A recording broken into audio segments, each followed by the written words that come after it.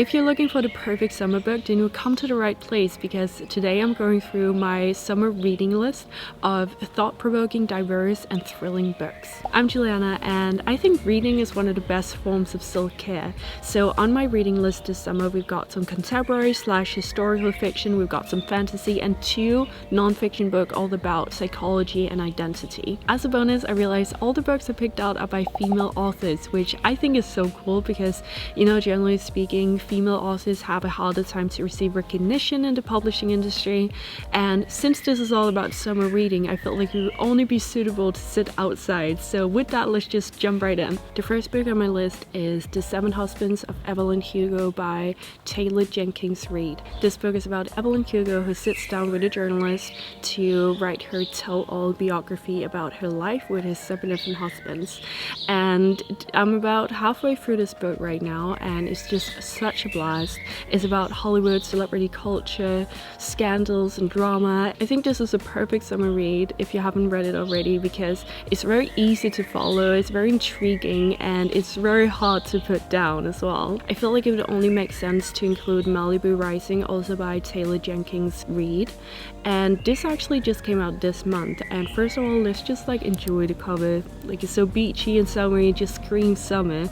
And this book is about the children of Mick River, who is actually one of the husbands of Evelyn Hugo, and it's all about family secrets and a party that goes horribly wrong. And so yeah, since I'm enjoying The 7 Husbands of Evelyn Hugo so much, I feel like this would be another perfect summer read to add to the list. Another book on my list is She Who Became the Sun by Shelley Parker Chan. This is coming out on the 20th of July, but I've already seen lots of people rave about this online.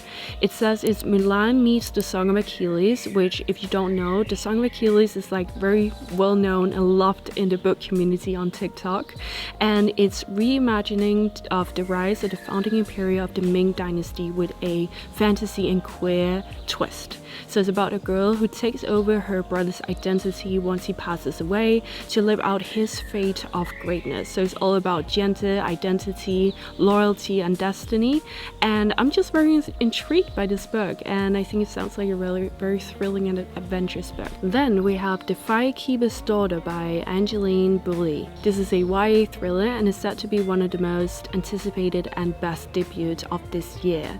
And so it's about this girl who's biracial, so she's half Native American, but she never really felt like she fit into her tribe or her hometown. But then she witnesses a murder and suddenly becomes the heart of a criminal investigation. And so she goes undercover to figure out what is going on or to protect her community.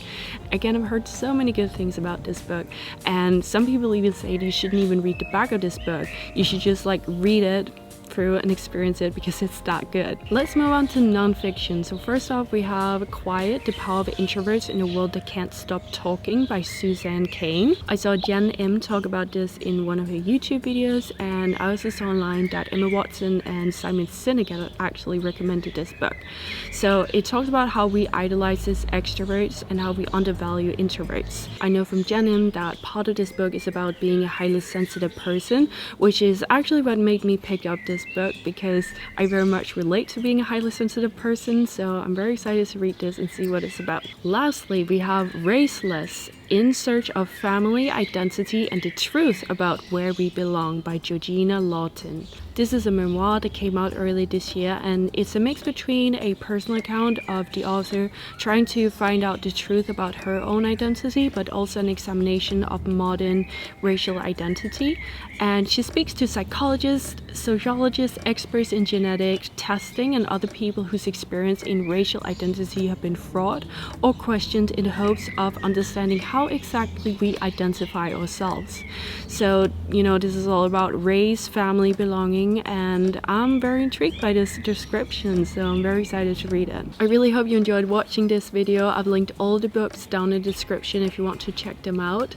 Let me know if you decide to read any of them, because I'd love to discuss them with you.